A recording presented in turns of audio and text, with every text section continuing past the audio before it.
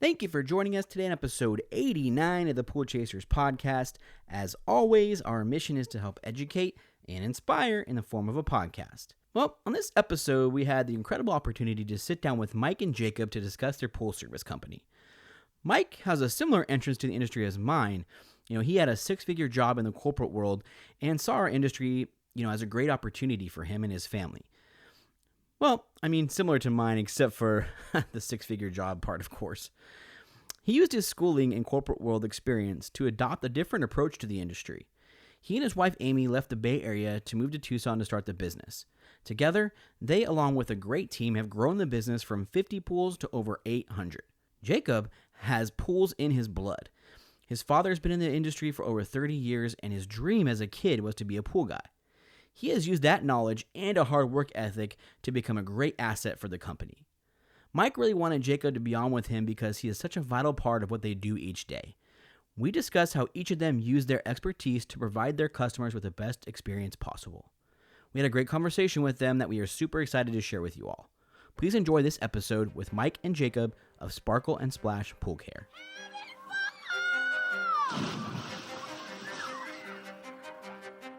Welcome to your go-to podcast for the pool and spa industry. My name is Tyler Rasmussen. And my name is Greg Villafania. And this is the Pool Chasers Podcast. Well, thank you both so much for joining us today. We really appreciate you coming here all the way from Tucson. We're really excited to have you on the show, and we really appreciate you as being a Patreon as well. It means a lot to us, so good to have you here. Great to be here. So can you please introduce yourself to the listeners? Sure. I'm Mike Marchio, and I'm owner of Sparkle and Splash Pool Care down in Tucson, Arizona. Perfect. And I know the listeners can't see who's all in here, but we have another gentleman in here. You want to introduce yourself real quick? Yeah, my name is Jacob. I am the repair manager for Sparkle and Splash Pools. Very good. Thank you. So, Mike, let's go way back to the very beginning. You want to share your story with everybody? Sure. I grew up in the Bay Area, moved out from New Jersey when I was like 7 years old. So my dad was in market research and had an opportunity out in California when California was very small at the time. So we moved to a town called Walnut Creek, which is in the Bay Area. Now it's really big out there, but at the time it was just walnut trees and orchards. And that's he started working in San Francisco, and he decided to go out on his own. Probably when I was 10 years old, he had his own market research company, and I think that's where it all really started. I grew up being a paper boy route, always working, always trying to find the next thing. The entrepreneurship started at that point, even with my father, as well as when doing the paper route. Right. How did you like doing the paper route? Because we got a little bit of experience with the paper route. Oh, man. I liked it. I had to dodge the police, though, because that was when mopeds were just started. So I was on a bike to start with, and then so I got to get this done faster. I got to go to school. So mopeds had just started to come out at that point. I wasn't old enough to legally, be on one. So I had to get the paper route done before the sun came up in the morning. But I liked it. I didn't like the collecting part of it, going around knocking on doors when they're not paying. So, they have not changed that business model. It's horrible. Dude, the collection is so that's one of the issues with it. But man, luckily for you, you probably didn't have a cell phone, because when we were doing it, oh yeah, they would, like, if their dog got the newspaper or it went in a pond or something like that, an hour after we were done, our phones would just blow up, and you'd have to go buy one from the gas station. Yeah, wow. if you didn't have extra ones. Gosh, no, I don't. So a week later, we're trying to pawn this route off on somebody else. we got pretty swindled. I'm old school. I was old school. That didn't no cell phones back then. Yeah, we did it with a car, but yeah, we got swindled, man. That lady was like, "This is the sweetest gig ever." Dude, those were the roughest streets. There's no way in hell you could have done that on a bicycle. No. But at least when it was raining, I was able to. The best part when it was raining, it was my parents drove me around and delivered via the car. So yeah, that was always fun. So did you get into the newspaper business because you wanted to do something, all by yourself with like no supervision or anything? You just wanted to do your own Yeah, thing? pretty much of an independent guy. Always have been, always will be, and also earn money. Just from the very get go, it's just how it was back then. I guess nothing was really given to you per se. I mean, obviously grew up in a nice family, but I feel that I wanted to do my own thing. Sure. I'm curious, what was your dad doing market research on? It's basically test products. Actually, one of the biggest things or biggest people that he had in his business was Tony Robbins. When he was coming up, they had him in as a focus group. He would run. Really? Part of his business was market research, so obviously he had focus groups. And he was in when he was first starting off.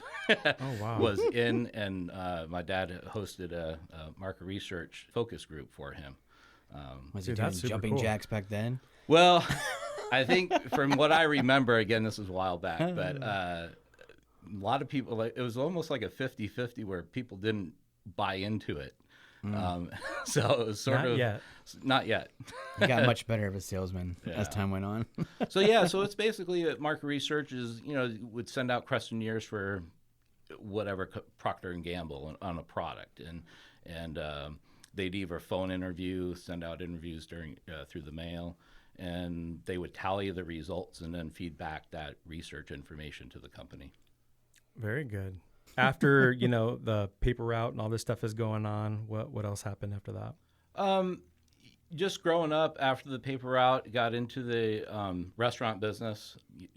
Got a job as a busboy in the local ice cream parlor back then, and then just worked my way up through the ranks. Was probably the youngest assistant manager at the time. Really liked the restaurant business. If I didn't do the pool business, I'd probably be in the restaurant business, but it wouldn't have lasted as long because that's a very difficult business to be in. So I just did the growing up, going to high school. Didn't like school. Never was a school person. It was almost expected that that's what you're going to do. So went to a JC for graduated high school. Went to a JC because I just didn't really have good grades per se to really to go It's to a cheaper route anyways. Yeah. Everybody should do that. You save 40 grand by going to JC. Yeah, because you're only taking your basic courses that you've already taken in high school for the Right. first 2 years anyways, which I'm not. That's partly why I didn't like school. Is like it was just repetitive. It's like, give me something new. I don't need to take U.S. history 5 times over to learn about the same thing. Right. I mean, were the expectations a little bit higher? I know being in Northern California, you're close to like Palo Alto and all that kind of stuff. And then my sister, I mean, she was a good student, so you're sort of falling. She's older than you. Yeah. Yeah. So it was, it's just like, okay, I guess I'll do this. And went to Chico State, the party school up there. So that's where I ended up graduating from. Barely, but got through. Yeah. Were you a party animal or what? Yeah, He's a rager. Just reminds me of Tommy Boy, and he's like, a lot of people go to school for 6 years. Like, yeah, they're called doctors. Well, the year I was there, the couple of years I was there, because where I finished off, we were rated number 3 in Playboy magazine for the party school. Nice. Back really? then, yeah. So Interesting. Hey, an award's an award. Take it. So you got your degree, right? That's a pretty big accomplishment. Yeah, either way. finance. I got a degree in finance, business administration with finance and economics background. So I mean, even though I hated school, I liked the subjects where I really liked. I did well at, finance, economics, business. That interested me. All the other stuff I could care less about. Sure. That's rather unusual.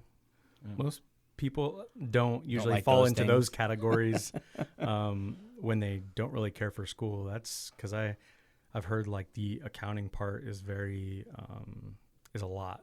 Yeah, numbers have always been my friend in a way. I mean, I get it because it's black and white in a way. It's not gray. I mean, there's a way to get to a final number, and by either multiplication, subtraction, division, or addition. Right. Right. So it's just, for me, it was easy how my mind thinks, I guess, or works, I guess, is it's easy. Well, good for you. Doesn't work that way for me. I wish it did. So you were saying too in the forum that, maybe you and your family were big, sporting event people. How was that? Yeah, no, we grew up 49er fans. We were going to their games. My dad got, through his business, obviously, had gotten tickets to the 49ers, the A's, the Warriors back then. And when we were going to the 49er games, I think there was 3,000 people going to that stadium. So, Well, probably less at the Warriors too. You could probably buy a ticket from a bum for $1. I think the very first quote Warrior game I went to was Golden State Seals. Was the actual basketball team back then. The Seals? The Seals, Golden State Seals, and then they moved, and then they came back. So that was the very first recollection of a basketball game back then. But yeah, Did you watch Montana play then? Oh yeah. Yeah. Oh no, that was the year. You got to see those 49er years. That's I was awesome. at the championship game when they the catch. Oh really? You were at that game? Yep. Wow. At that game. It was actually even better going when we left the stadium than it was in the stadium. It was just because we took the back roads at that time in San Francisco to get out of the stadium. Just everybody was out on the streets, just totally going hog wild. So that was cool. So yeah, we went to the catch. We actually ended up getting Super Bowl tickets. Yes, your name does get drawn for Super Bowl tickets. So we did end up getting Super Bowl tickets for that one. We didn't end up going to it. We sold them. But at another later time, we did get them again for the Denver when they played Denver and New Orleans. I actually did go to that one.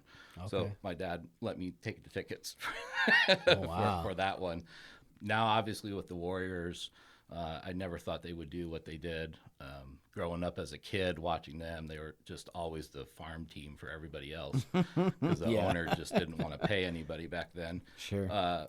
So we actually went to a championship game this past season, even though they lost, but against the Raptors.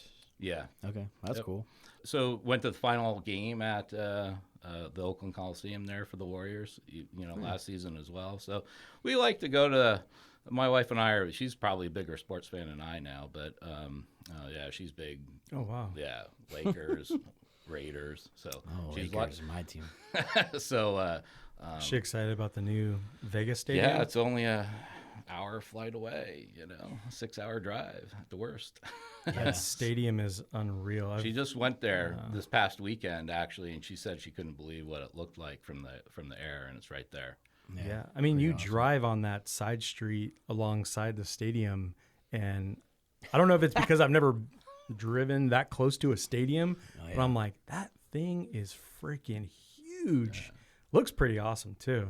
But I guess it's the capacity for it isn't as big as a lot of the other stadiums, because weren't you saying that there's got to be a certain amount of people for to host a Super Bowl or something? Yeah, I think so. Yes. I don't remember exactly, but yeah, it's a little bit smaller than I think because of the area that they built it in. Or maybe because there's no Raider fans. I don't know. Oh, there's definitely Raider I'm just fans. kidding. I know. Well, it's really funny because I think I went to my first Raider. I said to my wife, I'm not going to, because being a 49er fan, you'd go to all the 49er games and there'd be some fight going on, and hopefully there's not too many Raider fans out here, but there's not. It would always be a Raiders fan fighting in the Candlestick, and the Raiders weren't even playing the 49ers.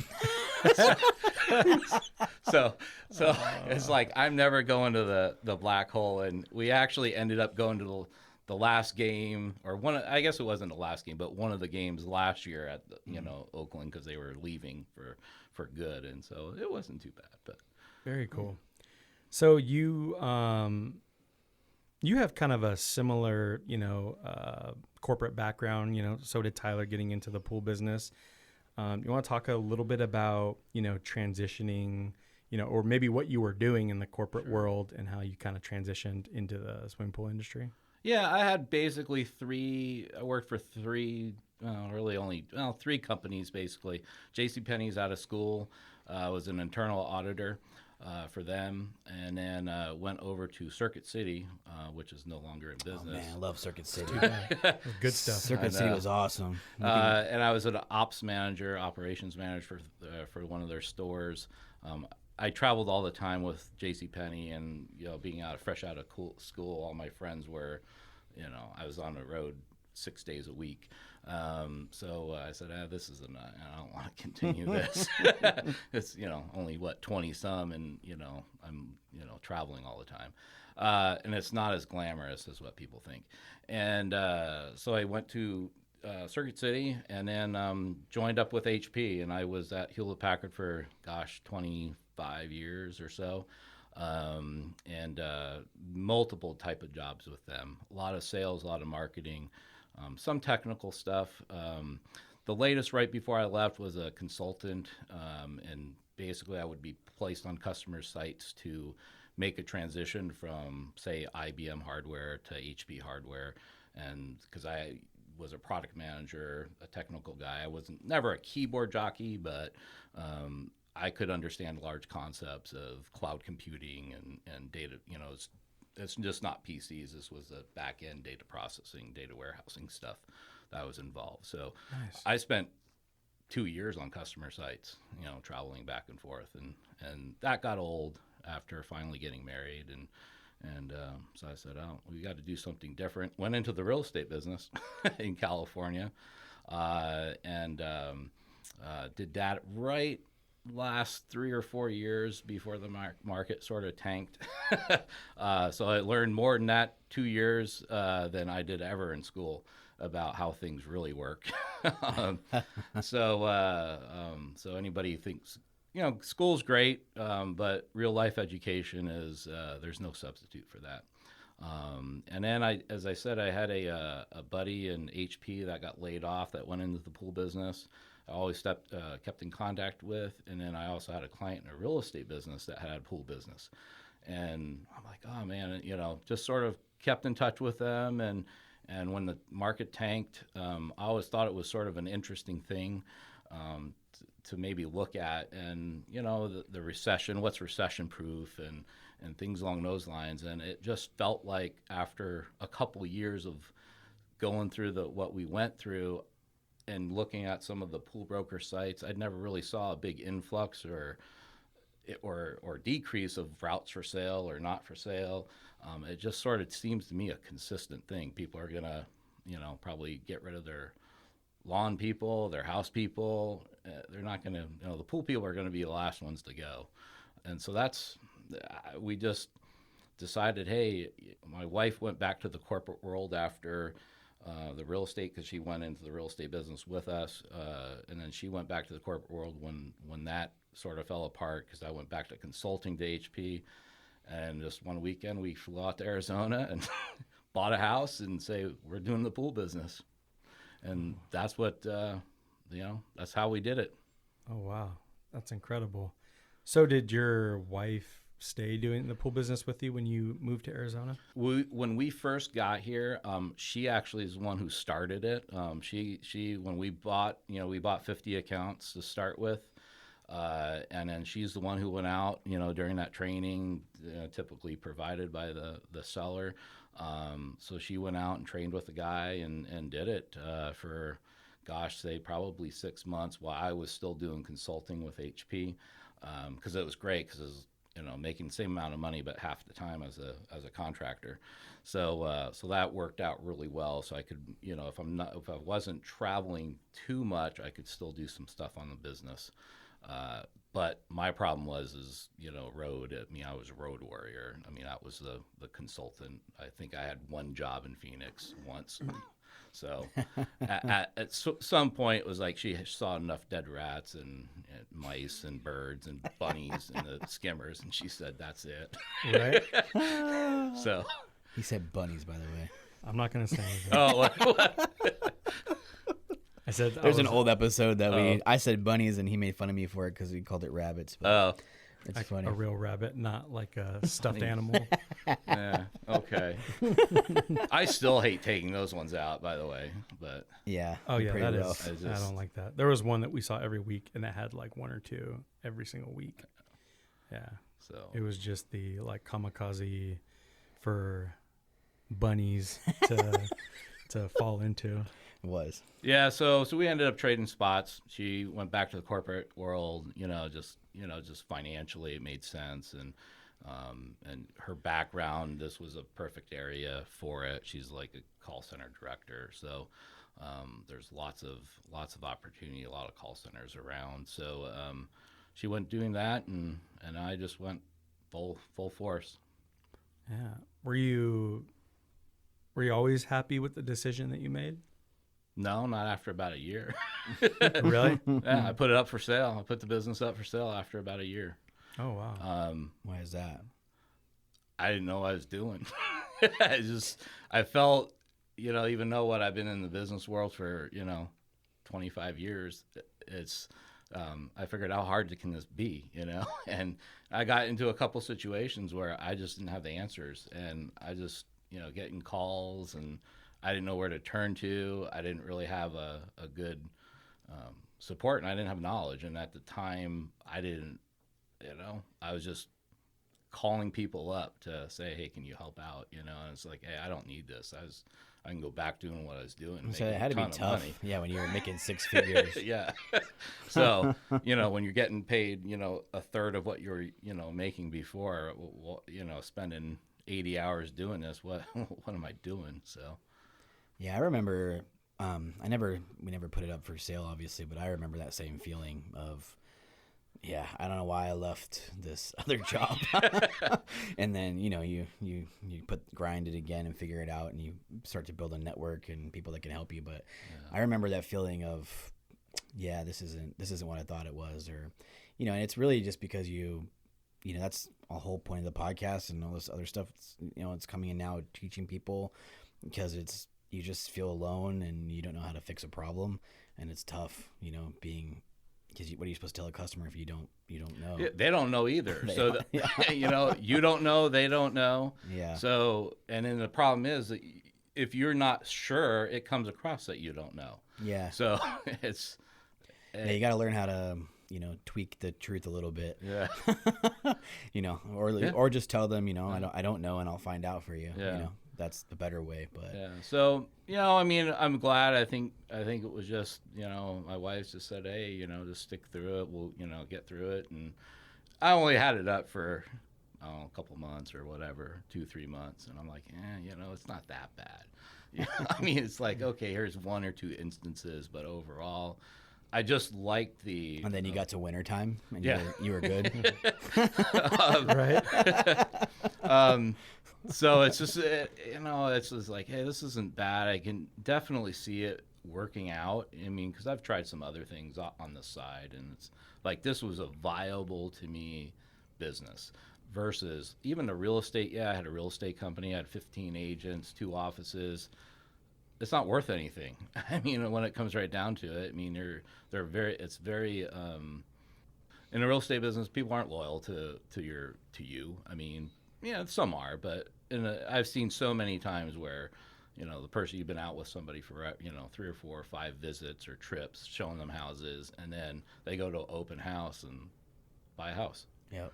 It's a much more cutthroat business. Yeah. This was, hey, people don't really leave you unless you've messed up, unless you're not delivering what you said, people really stay loyal to you in this business. And if you do them right, they'll stick with you. Right. Here at Pool Chasers, we're all about sharing information so that you can become even more knowledgeable pool professionals. The folks at Pentair get that. And to show their appreciation, we invite you to enroll in the Pentair Partners Incentive Program. This flexible and simple program rewards you for your loyalty, starting with your very first sale of Pentair equipment or systems. Not only that, but being a partner gives you immediate and exclusive access to programs and training events, all which are developed to help drive even more business to your door. So to start earning rewards, visit pentairpartners.com or click the link in the write-up below.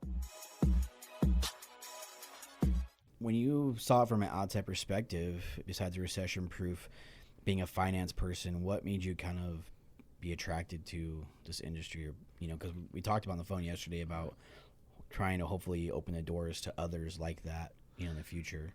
Yeah, I think you can go out there and, again, I didn't have 30 years to build this thing. I came in late. I'm in my mid-50s now, and so I started in my mid-40s. It's almost 10 years to the day that that today is. But from a financial perspective, it's, when you went out and bought a route, I paid whatever it was, 50, 75 grand for the route. Well, I'm buying $50,000 or $75,000 worth of cash flow. So it's not like you're going out and buying a business where there's goodwill involved and things like that. How things are sold here and worked is based off of how much that income or route produces or business produces. And so if you start working the numbers, it's like, okay, I buy a pool, in 18 months it's paid for, basically. And so as long as you hold on that for 18 months, you've paid what your salary was, plus you paid what you paid for the pool was. So then it's clear and free. And so my old mentality is that, hey, after I did this a couple times, and it was more for growth of hiring people more than anything, it just started to click home. It's like, okay, yeah, I mean, I might do debt. I might have a lot of debt, but that debt is good debt. There's good debt and bad debt. Buying a pool route or pool business is good debt. I mean, because if you manage it correctly, you are buying cash flow. That's all you're buying. And from a bank's perspective, if I was a banker, I'd be all over the pool business industry. I mean, especially people who've been in business for 5-10 years and have good financials. You buy a company, it's actually more profitable because you don't have the overhead that company had because you already have it. So all these customers are much more profitable. So I didn't have 20 years to grow this. I always got into the business. I knew I was going to grow it. I wanted to basically have a company. I feel like a combination of being able to purchase, and granted I had 25 years of savings to get into the business, so I had the money. And if you financially do it correctly, you can buy and grow at the same time. You can get to where we are now in 10 years. So, right. Yeah, I think, we talked about it yesterday, and I think, when you talked about growth and it being one of the more difficult things in this industry, it is. And you said you use those routes to purchasing to create positions such as like a service manager Sure. or a second repair tech. Can you kind of talk a little bit more about Sure. that way, why you made that choice? Yeah, I mean, growth is the number one, other than finding techs or service techs, growth is the number one issue in this, growing company. You get to about 80 pools to 100 pools, you've got to make a decision whether to keep a single or farm out your repairs or grow, because anywhere in between sucks for the owner. That it does. Because again, you think about it logically, you have to hire somebody, say after 100 pools. I mean, unless they only want to work part-time, you got to give them full-time. So there goes your pay cut in half. You're still working twice as long. And then what happens is that guy bails on you. Then you got more pools than you know what to do with.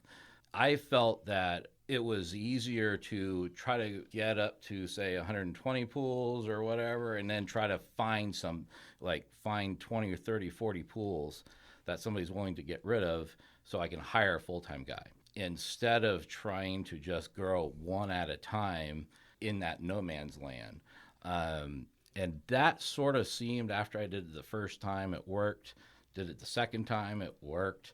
And it sort of kept working. And I just find people willing to sell that carry it back. I've actually only financed one purchase, and it was just this last one, which was about 200 pools. But other than that, it was all seller financing deals. If somebody's wanting to get out of the business, there's not a lot of people buying routes, and if they don't want to get out right away, I was going to say, did you ever hire somebody that sold pools to you? No. No? No, never.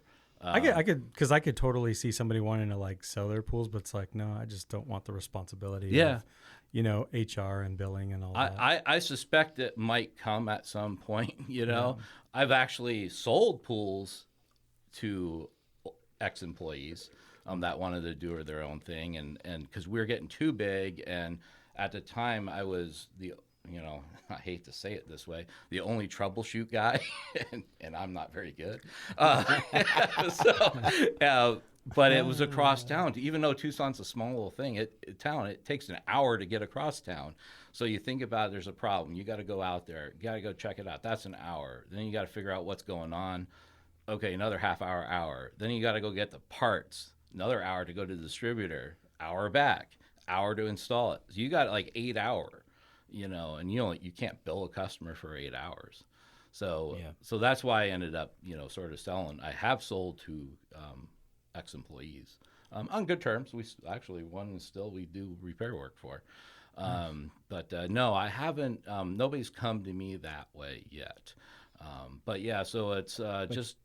But you did purchase some where you took on like some of their employees, right, or something. Yeah, this was the last one was purchased about 200 pools and took three of their guys came on with us. So that was pretty good, and I was going to keep everything status quo, try to make the transition, and I just saw where their pools were and where mine were, and it's just like I just can't help myself not to reroute these guys, because they're all sitting on top of each other, and you just can't have that. So I'm a big person. Some of my customers don't like this, but I efficientize these routes all the time. So I don't crisscross people. We've got 20 pools on 3 streets. That's just how I do it now. From a pool owner perspective, though, like that's pretty nice. You get new eyes or fresh eyes on those pools quite often, where if somebody's running a route for a year, the same pools and only one person is looking at it. But yeah, from the customer standpoint, I could see maybe they don't like a new person in their backyard all the time. So do you get a lot of kickback from homeowners seeing somebody different back there? Our newer customers, yes. The ones who have been with us, not so much. As I say, I have this discussion with them all the time. It's like, look at, when you sign up with us, there's going to be pros and cons. We're a big company for Tucson. I don't know what size we are as far as, ranking, but we're up there. And the good thing is you're going to have very experienced people, especially when you need it. The downfall is that, we have turnover and there's going to be changes. So you've got to make a decision as a customer, what's important to you. You want the same guy all the time, want his cell phone so you can text. We're not the company for that. If you want your pool fixed when you have a problem, we're your company. Whether it's Joe, Mike, John shows up, shouldn't make a difference. We train them all the same. Granted, they don't do all the same all the time, but it's very consistent. That's what a corporation or a company should be. It's consistency. And it's like going to McDonald's or whatever. You know what you're going to get, no matter who's behind the counter in a way. And that's sort of the same with how I look at things, is that it doesn't matter who services that pool, should be the same. You should get the same service. Where we're providing the value add is on the repair side, or technical knowledge, or just general pool knowledge, because we've got industry guys who've been around for 35 years. So, you have to make a decision what's important to you. Right. Do you put that in your service agreement? That's more of a discussion, but yes, it say there's no guarantee of days, no guarantee of route. Techs will change, so it's very very clear whether they remember that or not. Right. It's but if they thing. sign it, it's nice that when they do call or email, that you can have that discussion where it's like, hey, we talked about this. This was in our service agreement. And we just started redoing the service agreement now. That's one of those things where we'll probably get into it at some point, but we're now on DocuSign. They electronically sign it. They initial certain aspects of it that they actually have to read the paragraph, not 3 pages worth of stuff. There are paragraphs that we point out, and those are the things in which they have to read specifically before it gets signed and sent. Yeah, there was a lot of times where people just like, if you bring it to them on the spot, they're just like, give me the back page, just, sign it real quick. It's like, no, do you understand what's going on here? I did want to go back to because I think it's an important point of how we do things is the buying the route. And when I buy a route, I know I'm going to lose customers. and I think if you're into this mindset, my wife still doesn't get it to some degree, but I feel that when you purchase a route like that, I'm buying the infrastructure so I can bring on a Jacob or a Josiah or a Paul, where I've got to have an X amount of customers to support that infrastructure, that support the salary costs in order to deliver what we want to deliver. And I'm okay with losing 50% of those people I buy. Because one is in the 6 or 7 months after we purchase, we don't make major changes. We fix out all their equipment. So you're getting revenue off of because most people are leaving the business, haven't done a good job, repairing equipment or keeping that up. So there's always equipment repair to do. So, a lot of that money is being, you're getting that back. And then on top of it, since finding employees is so difficult these days, I don't want 2,000 pools. I want 1,000 well-paying pools, profitable pools. And so then we take the organic growth that we take, bring them onto our pricing structures, and I might lose 50, but the next 50 that we bring on, much more profitable. I don't have to hire anybody. And those other 50 that I purchased are now creating probably 80% of the revenue that I bought because I've raised their prices to what our levels are because we proved that we were, delivering what they wanted from the prior company. So that's sort of, I think it's a big point. Don't be scared of, if you purchase pools, don't be scared of losing them if they're not being profitable for you. Yeah, I think that's a really good point. Everybody has their bottom dwellers on their routes, and they're going to be the ones that don't pay well, the pools that are tough to clean, the ones that take way too long. I mean, those are all headaches. But when you purchase a route, you get a lot of the cream of the crop of that route too. So you keep those, and if you're just buying the first 50, you're obviously going to keep. Yeah. You obviously want to keep the majority to keep your business going.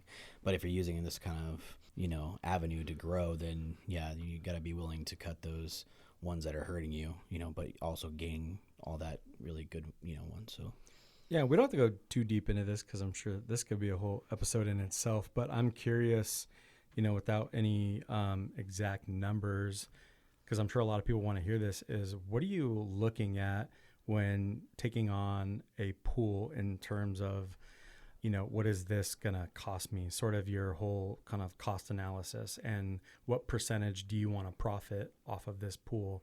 And it seems like there's a lot of people in the business that do this much differently, but I'm just curious, what does a pool look like to you? What does a good pool look like to you? And what does a bad one look like? Well, bad one, start with that. One that you can't charge enough to service. I mean, you are... Because what is factored in that? You got trees. It's a 40,000 gallon pool. You got mesquite, Palo Verde, old plaster, plumbing undersized. Why take it? It just doesn't... You can't charge $300 or $400 or $500 what you need to charge to make it worthwhile, at least in the market we're in. Every market's going to be a little bit different, obviously. But for that, again, I mean, at this point, we're able to be picky. I hate to say. I mean, we're more in the driver's seat than I was, back in the day. We've earned that right to do that. And so we try to get pools that we can do 3 in an hour because, again, we're so concentrated in so many areas. A guy can stop at their truck and walk to 5 pools. So we really concentrate on pools that are going to be, from a maintenance perspective, no more than 20, 30 minutes, or we're charging appropriately now. But a lot of those people are not going to pay. They're going to go to the next guy down where they're, charging the same amount for all their pools, no matter what it is.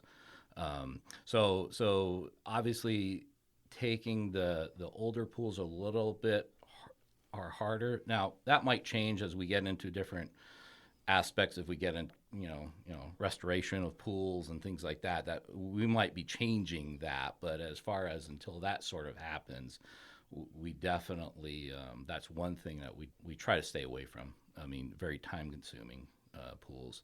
We're really big automation guys, so we love seeing new pools built that the pool builder didn't sell them everything.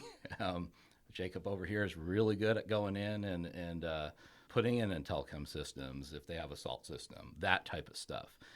So we definitely like those. We definitely look for those type of pools. As long as you're charging appropriately to some degree, other than the old plaster pools, and if they don't want to, I stay away from property management too. Right.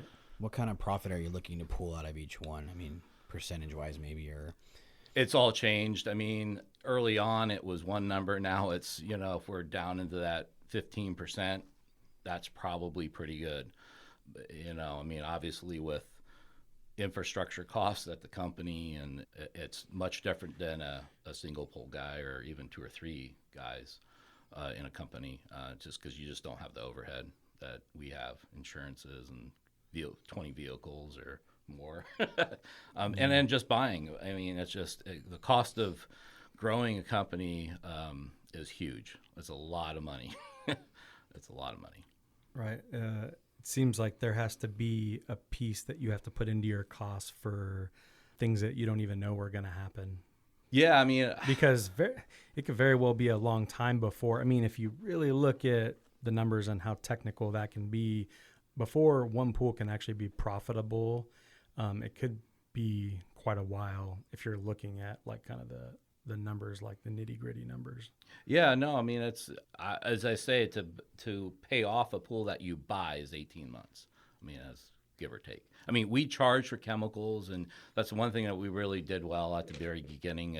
We charge for chemicals, now we're charging for a decent amount for filter cleanings, salt cell cleanings, all these other things, which if I was starting out, I wish somebody would really hammer that point home. I don't know how some of the guys do it with not charging for chemicals. It's not easy. Yeah, it's just to me, you can't control customer behavior on top of it all. So they go, well, I don't care what chemical costs. It's your own. When you try to explain to somebody, hey, you got to drain your pool. Well, I don't care. I'm not paying for chemicals. Right. So now if they're spending $200 a month in chemicals, yeah, I told you, you better drain your pool. So that's a good point. So to me, that's we'll bill 6 figures in chemical costs this year. I mean, that's all if you're talking bottom line, that's bottom line. So whatever your profit margin on those chemicals are, but right. I mean, it's significant. I've learned when you grow from 50 to where we are today, the percentages don't change. It's just the volume. It's just and the risk, the level of risk that you're at is completely different. One decision you might have made with 50 pools, you barely feel it, but at 500, 1,000 pools, like everything you do has got a different level of risk. I was just filling out some loan papers the other day for something we want to do. I'm like, how much business debt do I have now? It's like, whoa. But, it's all good debt, though. That's the thing. It's like, that's, I think, where my business background or the schooling. A lot of it's assets, too. Yeah. Oh, it is. I mean, that's the thing. It's like, that's why I'm saying a banker doesn't typically understand our business. And I really try to explain it to our guy. Look at, I'm requesting another loan here, but this asset can produce 10, 15 grand a month, and it's going to cost me a couple thousand a month.